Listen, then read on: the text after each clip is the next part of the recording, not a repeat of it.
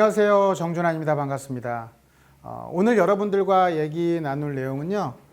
역세권에 대한 개발을 할 건데요. 최근 이슈가 되고 있죠. 역세권 개발에 대한 최근에 보도자료도 많았고, 그래서 여러분들이 앞으로 역세권을 알게 된다면 정말 돈이 될 만한 지역들을 알 수 있기 때문에 이 내용에 대해서 자료를 준비했습니다. 자, 제목은 돈 되는 역세권 개발은 따로 있다. 역세권 개발에 관한 관련된 내용들을 지금부터 설명드릴 건데요. 자, 그러면 역세권 개발이란 뭘까요? 역세권 개발. 자, 이 역세권 개발에 대한 이제 세 가지로 한번 정의를 내려봤어요. 철도역이 신설되는 경우에 그럼 이제 역세권이 생기는 거죠. 또 노후불량 건축물이 밀집한 역세권일 경우, 그 다음에 도시 기능을 회복을 위해서 역세권과 그 주변 지역을 동시에 정비가 필요한 이러한 경우에 지정되는 것이 이제 역세권 개발인데요. 역세권 개발 및 이용에 관한 법률 제4조 2항을 참고로 해서 보면 역세권 개발 구역 지정은 용적률과 건폐율을 국토의 계획법 이러한 법에 있는 상한선까지 완화를 해주겠다. 그렇게 해줌으로 인해서 역세권 개발을 되게 용이하게 해준다는 거죠. 그럼 여기서 이제 볼 때 이러한 이제 역세권 개발에 대한 법이 있는데 이 법에서 얘기하는 용적률과 건폐율이라는 게 있어요. 아마 시청자분들도 아시는 분도 있고 모르시는 분도 있는데 용적률이라는 거는 쉽게 얘기하면 건물을 지을 때 높게 지을 수 있다 이렇게 보시면 되고, 건폐율은 땅이 100평이 있는데 이 땅 안에 건물이 앉히게 될 때 어느 정도 크기를 앉힐 수 있을까. 예를 들자면 이거죠. 100평의 땅에 건폐율이 60이다. 그러면 100평의 땅에 건물이 바닥에 앉을 수 있는 건 60평이다. 이렇게 보시면 됩니다. 자, 보도자료 2016년도 3월 24일 날 건축국에 있는 임대주택과에서 보도한 그러한 자료를 보면 사업 대상지는 여기 보시죠. 사업 대상지는 철도, 도시철도나 경전철 이런 것이 2개 이상 교체하거나, 여기 보면 이제 버스 전용 차로라고 또 써 있어요. 버스 전용 차로 또는 30m 이상의 도로에 위치한 역세권에서 250m, 즉 승강장을 기준으로 한다. 이런 내용들이 있죠. 쉽게 정의해 보면 철도가 있는, 철도라면 이제 도시철도나 경전철 이런 게 있는 2개 이상이 교체하거나, 아니면 버스 정류장, 버스 전용 차로 또는 30m 굉장히 넓은 도로에 위치한 역세권, 이 중에 이제 승강장으로부터 250m면 역세권이구나, 이런 역세권 개발을 하는 데 있어서 지정 요건이 되는구나, 이렇게 보시면 될 것 같아요. 물론 이따 설명드릴 것처럼 지금은 350m로 변화가 됐습니다. 자, 이러한 지역들에 대한 곳은 역세권 개발을 지정하는 요건이 된다, 이렇게 보시면 될 것 같고요. 자, 그럼 그림상으로 볼게요. 어떤 지역이 있어요. 이 화면은 이제 건대를 제가 화면을 넣은 건데, 자, 건대에 있는 어떤 해당 지역이 승강장으로부터 250m 반경, 이 지역들은 역세권 개발을 지정할 요건이 된다. 이런 의미의 화면을 넣었고요. 그러면 이제 역세권 개발을 하기 위해서 어느 정도 땅 크기가 돼야 되는지 이것도 또 궁금해요. 그래서 보시는 것처럼 준주거지역, 준주거지역은 그냥 말 그대로 주거지역보다는 좀 더 높게 짓는 좋은 땅이다, 이렇게 보시면 되고, 상업지역은 주거지역보다 당연히 가치가 높겠죠. 상업지역으로 상향, 기존에 있는 주택의 어떠한 용도 지역이 높게 된다, 이렇게 보시면 되는데, 정리해 볼게요. 자, 대상 승강장 아까 경계로부터 250m라고 제가 얘기를 했어요. 다시 한번 얘기하지만 이건 개정이 나중에 됐습니다. 과거의 내용을 지금 설명드리는 거예요. 그 다음에 500제곱미터 이상, 그러니까 즉 약 평으로 우리가 환산한다면 150평 정도 되는 땅에 승강장으로부터 250m 정도의 거리 이내에 있으면서 30m 이상의 도로, 넓은 도로에 역세권에 접해 있고, 또 준주거지역과 인접 가까이 있는 곳이면서 제2종, 3종 주거지역, 기존의 용도지역이 좀 어렵죠? 아시는 분들은 아시겠지만 좀 어려운 게 있어요. 어쨌든 2종, 3종, 2종이 3종보다는 조금 더 나쁘다, 이렇게 보시면 돼요. 숫자가 클수록 좋다, 이렇게 보시면 돼요. 이러한 세 가지를 충족 모두 했을 때 준주거 지역으로 상향해 주겠다. 즉 준주거 지역이 아니지만 준주거 지역의 용적률 높게 지을 수 있는 인센티브를 주겠다라는 내용이고요. 상업지역은 그럼 어떻게 되느냐? 여기 이제 1000제곱미터인데 1000제곱미터를 평으로 환산한다면 약 한 300평 정도 됩니다. 이 300평 정도의 승강장 경계로부터 250m가 안에 있으면서 교차 역세권, 또 버스 전용차로 아까 설명드렸던 그런 것처럼 위치해 있는 역세권, 30m 이상 도로 역세권 중 2개 이상이 충족해라. 그러면 상업지역을 해주겠다. 그리고 필요한 거는 상업지역과 또 인접해 있어야 된다. 또한 3종 일반 주거지역, 준주거지역. 여기는 이 준주거지역이 이렇게 오는 거죠. 그러니까 준주거지역이면서 또는 3종 일반 주거지역에 기존의 용적률이 있는 곳이 지금처럼 이런 조건에 해당된다면 높게 지을 수 있게 해주겠다. 이런 내용이 바로 역세권 개발에 대한 내용이죠. 그러면 이제 제가 설명을 했어요. 뭐 건폐율, 용적률 이런 게 있는데 단순하게 그냥 우리가 용어 정도만 정리한다면 일종이라고 여기 써 있죠. 일종이 있고 일종의 전용 주거지역이라는 게 있네요. 2종의 전용 주거지역이라는 게 있네요. 그리고 또 여기에 일종의 일반 주거지역이라는 게 있네요. 쉽게 얘기해서 전용 주거지역은 주택만 지을 수 있다. 그러나 일반 주거지역은 뭐 상가도 지을 수 있고 뭐 주거도 지을 수 있고 이렇게 이해를 하시면 될 것 같아요. 숫자상으로 보면 건폐율, 땅이 이렇게 있을 때 50%면 반은 건물이 앉힐 수 있다라는 거고요. 40%라는 건 반이 아니라 좀 더 작게 땅이 앉힐 수, 건물이 앉혀진다. 이렇게 보시면 되는데 전용 주거지역보다는 일반 주거지역이 서울시 조례예요. 이쪽은 서울시 조례. 조례란 서울시에서 이렇게 법은 이렇지만 서울시는 이렇게 하겠다. 이런 의미고요. 이런 조례상에는 전용 주거지역보다는 일반 주거지역이 건폐율이 크구나. 이렇게 보시면 되고 용도적으로 이제 국토법, 국토의 계획 및 이용에 관한 법률이라고 합니다. 모르셔도 돼요. 그냥 국토법. 높은 법이다 이렇게 보시면 되는데 이 법에 의하면 전용, 일반 이렇게 있습니다. 그래서 대통령령이 정하는 이건 법률, 이 법이고 대통령령은 시행령은 대통령령인데 여기엔 또 이렇게 있구나 뭐 이런 게 있어요. 안 중요합니다. 안 중요합니다. 그냥 설명드리는 거예요. 이런 게 있구나 이렇게 생각하시면 됩니다. 왜 설명드리냐고요? 아시는 분은 아실 수가 있으니까 그래서 설명드리는 거고 자 역세권 시프트 공급 방안 이렇게 돼 있는데요. 이거를 보면 시프트 임대주택을 짓는 부분에 대한 얘기입니다. 자 만약에 이곳에 역세권 청년주택 이런 얘기들 많이 있었잖아요. 청년주택들을 지어준다면 늘어나는 용적률에 당신들한테 이렇게 용적률을 높여줄 테니 대신 늘어나는 용적률의 일정 부분은 임대 아파트를 좀 줘라, 시프트를 줘라. 이런 의미로 나왔는데요.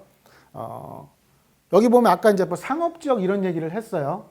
뭐 준주거지역이 있고 상업지역이 있다. 상업지역을 법에서 허용하는 앞서 화면에는 없었는데 보면 자 일반 상업지역이라는 곳이 있는데 여러분들이 생각할 때 명동이나 이렇게 높게 짓는 데들이 상업지역이라고 보시면 되는데 이런 지역은 법에서는 1300%인데 서울시는 또 낮게 해요. 최근에 발표했던 게 용적률 인센티브 얘기를 5월 6일 날 또 보도됐던 게 있고 그 다음에 4월 달에 발표됐던 게 있는데 그것도 같이 설명드릴 겁니다. 여기 보면 사대문, 즉 서울의 중심으로 사대문 안에 있는 곳은 일반 상업지역이 1300%지만 800%, 사대문 안은 600%밖에 상업지역인데 못 짓는 거예요. 그러면 높게 못 지니까 땅에 대한 가치가 좀 떨어지는 거죠. 이게 이제 법과 시행령인데 이곳 역시도 여러 가지 조건, 시프트를 만약에 짓게 된다면 그렇다면 용적률 인센티브를 주겠다. 뭐 이런 내용입니다. 자, 작년 19년도 6월 27일 날은 어떠한 이제 역세권에 대한 얘기가 나왔냐면 서울의 역세권을 활성화를 하기 위해서 추진한 계획이 6월 27일 날 나왔는데요. 이 자료를 보면 이런 거예요. 제가 이제 자료를 다운받아서 보여드리는 건데 자, 이런 거 잘 보셔야 돼요. 자, 아까는 250m라고 제가 얘기를 했어요. 250m, 350m라고 이제 바뀌었네요. 승강장 경계로부터. 자, 이렇게 해석을 해보면 이런 것 같아요. 자, 250m로 했더니 지을 만한 땅들이 별로 없구나. 그러면 100m를 좀 늘려보자. 이런 취지라고 이해하시면 되고요. 350m 이내까지 청년주택, 그 다음에 공공임대주택, 이제 청년들을 위한 것과 공공임대주택, 장기 전세는 좀 다른데, 청년주택은 350m 이내로 하고, 그 다음에 공공임대주택은 승강장 경계 500m. 이거를 이제 예전에 표현할 때 1차 역세권, 2차 역세권이 있었거든요. 250m 이내는 1차 역세권, 500m 이내, 즉 250m 초과부터 500m까지는 2차 역세권, 뭐 이런 얘기가 있는데, 그거하고 이제 좀 일맥상통하다 이렇게 보시면 돼요. 대신 250m가 350m로 늘었구나, 이런 부분을 이해할 수 있으면 될 것 같고, 청년주택에 대한 주택가 들어가서 주택 건축 들어가서 청년주택 사업에 들어가면 이러한 화면들이 이제 있는데, 이 중에서 이 자료를 제가 이제 발췌한 거죠. 찾은 거죠. 350m 범위 내에서 자료를 참고하는데, 이 자료를 다운받으면, 여기 이제 보시는 것처럼 이렇게 다운을 받으면 자료가 나와 있어요. 근데 이제 가장 핵심은 뭐냐? 350m. 근데 이게 그대로도 이제 적용이 되는데, 이러한 흐름대로, 이게 계속 늘어나니 250m까지 어떤 용적률 인센티브를 받을 수 있었던 게 더 넓어지니 이곳에 있는 물건도 나쁘지 않다, 또는 보유하고 있다면 나쁘지 않다, 이렇게 이해하시면 될 것 같아요. 자, 이게 2020년 5월 6일 날 국토부에서 발표한 자료입니다. 제가 얘기하고 싶은 게 바로 그때 당시에도 이런 계획이 있었고, 이게 보도가 됐죠. 며칠 전에 이제 보도가 된 건데, 국토교통부에서 이제 발표했던 이 자료는, 자, 개선 방안은 현황은 직주 근접 우수한 거리 주거단지 조성이 가능하나 시장 영향 및 무질서한 개발 우려가 있어서 계획적인 관리가 필요해서 이걸 역세권 민간주택 사업 활성화가 나왔는데, 개선 어떻게 하겠냐? 승강장 기준으로 350m 내 주거지역의 2종, 3종 주거 및 준주거지역에서 도시계획 수립하에 추진하는 민간사업은 용도지역 상향을 지원하겠다. 민간사업 같은 경우는 용도지역을 상향하겠다라는 얘기는, 당신 땅 갖고 있는데 이러한 조건에 맞게끔 한다면 용적률 높게 해줄게. 대신 350m도 괜찮아. 이런 내용입니다. 자, 그러면 지금부터 역세권 개발 지역, 역세권의 실태를 한번 볼게요. 자, 서울에 역세권이 상당히 많이 있습니다. 서울을 보면 지하철역이 370개소가 있어요. 그 다음에 시가 면적, 이제 서울시 시가 면적의 15%가 역세권이고요. 반경 250m. 이건 이제 과거 자료인데, 350m로 늘어났다고 했죠. 자, 반경 250m에 15%가 역세권 개발을 할 어떤 대상지다, 이게 보시면 되는데, 자, 시가 면적 15%를 해당하고, 그러니까 서울시 면적이 1억 8,300만 평 정도가 돼요.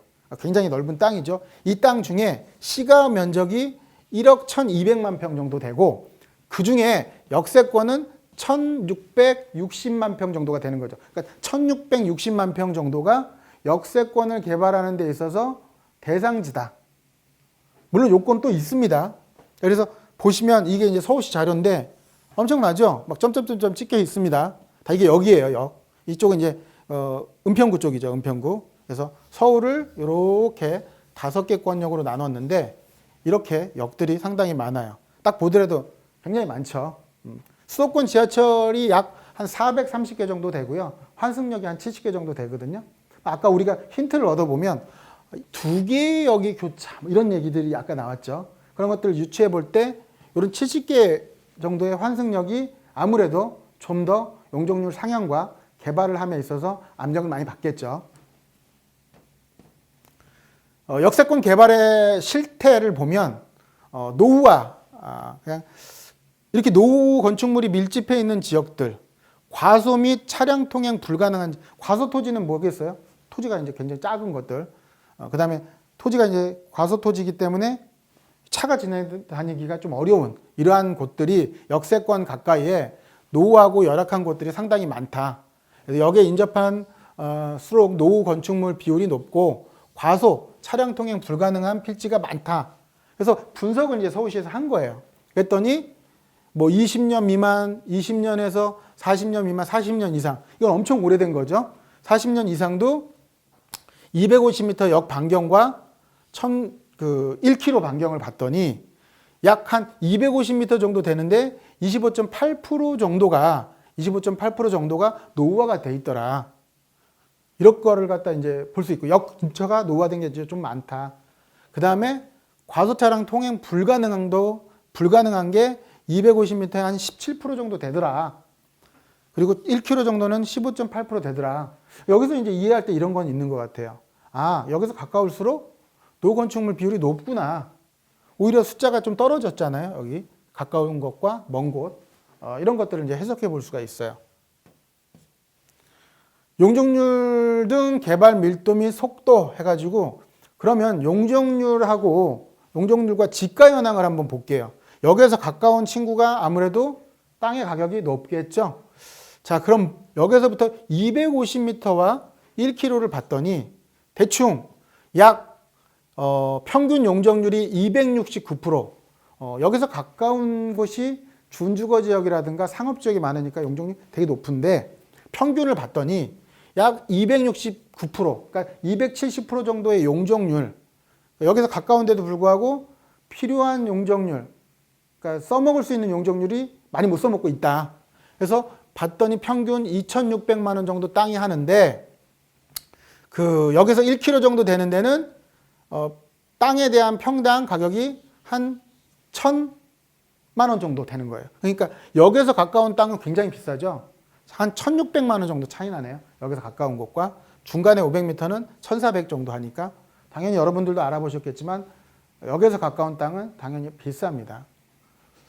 자, 그 다음에 이제 역세권 개발 추이를 보면 2015년도 서울시 전체 역세권 평균 용적률이 269%, 전국도 이렇게 따져본 거죠. 서울시 전체하고 전체 역세권을 따져봤더니 이런 용적률에 대한 부분들이 있어요. 서울시 전체는 여기 이제 숫자를 제가 잘못했는데 200% 정도, 전국은 270%대 용적률이 이제 차이가 좀 나는 모습을 볼 수 있고요. 용도 지역을 이제 변경을 해주는데 기준이라는 게 좀 필요하거든요. 이렇게 해서 역세권을 개발할 건데 용도 지역을 어떤 식으로든 해서 어떠한 조건을 하겠다. 뭐 이런 내용의 이제 변경된 기준인데요. 서울시에는 도심과 광역과 지역과 지구로 이렇게 나눠놨어요. 그게 이제 3도심 7광역 12지역이라고 해서 도시 기본 계획을 얘기하는 거고요. 보니까 중심지별 기능, 그래서 뭐 고차, 부차, 근린 특화, 뭐 복잡한 것 같아요. 그래서 뭐 일반 상업지역 이내에는 뭐 이렇게 하겠다, 또 이렇게 하겠다, 이렇게 하겠다 여러 가지가 있는데 핵심은 이건 것 같아요. 제가 나중에도 얘기하겠지만 서울에 어떤 큰 플랜이 있고 생활권 계획상의 중심 체계 및 사업 대상지 입지 특성에 따라 용도 지역 변경 기준을 설정하겠다라는 내용이 이제 요건데, 얘 되게 중요하고요. 얘 되게 중요해요. 이 2030 서울 플랜이 요 세 가지를 얘기하는 거고요. 53개 지구가 요 내용이고요. 요 2030 생활권 계획 지구에 대해서도 제가 한번 시간을 내서 설명드릴 건데, 얘랑 어떤 의미와 연계돼서 개발한다. 이런 부분들은 꼭 알고 가셨으면 좋겠어요. 그래서 지금 보면 서울시 자료에 나와 있는데 이게 역 인접부는 이렇게 표시를 했고요. 이게 이제 사거리겠죠. 여기는 간선가로 연접부. 여기는 이제 붙어 있으니까 한국말이 어렵죠. 붙어 있으면 인접. 예. 가까이 이제 좀 뒤편에 있으면 연접. 이런 식으로 이제 표현을 하는데, 여기는 이제 이면부 이렇게 표현을 하죠. 한국말 되게 어렵습니다. 자, 그러면 용도 지역 변경 기준은 이렇다 치고, 그럼 지정 요건, 이거 되게 중요하거든요. 지정 요건. 지정 요건은 도로 조건도 필요하고, 필지 규모도 필요하고, 노후도 이런 것들이 이제 필요한데, 도로의 조건은 폭이 8m 이상 도로 한 면 이상이 접도해야 되고, 그 외에는 4m 이상 가로로 접도해라. 이게 도로에 대한 조건이죠. 8m 도로면 뭐 생각보다 작은 건 아니에요. 면적 조건은 3,000제곱미터, 900평 정도, 1,000제곱미터, 300평. 그래서 이쪽은 블록, 1,000제곱미터, 즉 300평은 단위 필지. 이러한 면적, 이 정도 크기가 돼야 된다. 너무 작으면 안 된다. 적어도 300평 이상은 되라. 노후도 조건 20년에서 30년 이상 사업 유형별 기준으로 봤을 때 4층 이하 건물 50% 이상 정도 되는, 그러니까 연식이 일단 20년 이상은 되는, 뭐 바로 지은 지 얼마 안 됐는데 부실 수는 없잖아요. 그래서 이러한 조건들 세 가지를 충족해야 역세권 개발을 지정하는 데 요건이 된다. 그래서 역세권 개발에 따라서 과연 역세권 개발이 됐고, 그 다음에 역세권 개발 그 역을 기준으로 해서 착공 전과 그 다음에 이제 땅에 대한 가격들을 한번 비교를 해봤어요. 경부선, 1996년도에 개통했던 병점역 근처에 착공정의 땅을 보니까 한 평에 약 15만 원에서 20만 원 정도 했었는데 주거지는 700만 원 정도가 됐고 상업지는 3천만 원이 된 거죠. 그러니까 거의 뭐 10배 이상이 역으로 생기면서 상업지역 용적률이 땅값이 엄청 뛴 거죠. 여기 생기니 당연히 가까이에 있는 상업지역 용적률 땅값 엄청 뛰겠죠. 뭐 탄현역 같은 경우도 뭐 한 12만 원, 30만 원인데 20만 원. 이렇게 땅에 대한 가격들이 여기 생김으로 인해서 굉장히 많이 어마어마하게 올라갔다라는 걸 볼 수 있습니다. 역세권 상업지역 변경, 지역 가치 상승폭 최대 평균 20배 이상 상승한 것도 있고요. 도시 재생과 역세권 지역 투자 핵심 지역, 상업지역 종상향 이런 지역들을 투자해라. 뭐 쉽게 얘기하면 앞서 얘기했던 것처럼 여기 생기니까 가격이 오르고, 아 여기 또 새롭게 생기면 이렇게 가격이 오르겠구나. 이런 것들을 유추 해석해 볼 때 새롭게 여기 있는 곳도 역세권 개발을 해서 좋아지게 된다면 땅의 가격은 이 정도로까지 많이 뛰겠구나라는 것을 여러분들이 한번 비교를 해보면 나중에 도움이 많이 될 거라고 생각됩니다. 상당히 많이 올랐죠. 뭐 80만 원 했고 용인의 이제 행정타운 같은 경우도 4천만 원까지, 200만 원짜리가 4천만 원까지 땅 한 평이 올라버리는 그런 모습들을 볼 수 있습니다.